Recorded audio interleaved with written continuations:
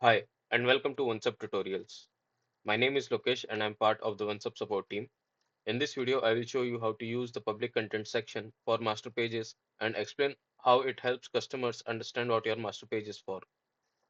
The public content section lets you provide information about your organization, staff, meeting types, location, and a welcome message for people booking with you.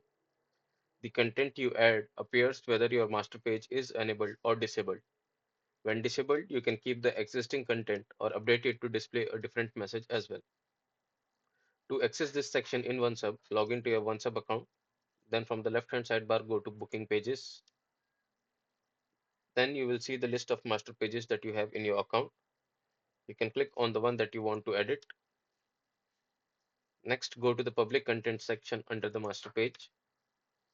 This is where you can define how your master page appears to the customers.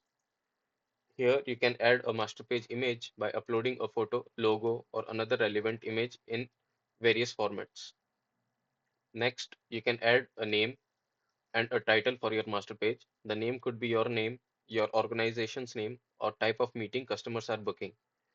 And the title can act as a subheader under the name. You can use up to 75 characters for the name. You can also add a welcome message with up to 2000 characters. The message can include clickable links or simple HTML links to provide instructions or context for customers. Next, you can add contact information such as phone number and an email address. You can also optionally include a website link. Finally, you can add social media links by pasting the full URLs for Twitter, LinkedIn, or Facebook. This helps customer connect with you or your organization outside of the master page. By default, the customer-facing interface includes OneSub branding, such as powered by OneSub. You can adjust this in your account settings if you prefer. Now, I have created a master page with the following details, and let's see how this will appear to the clients.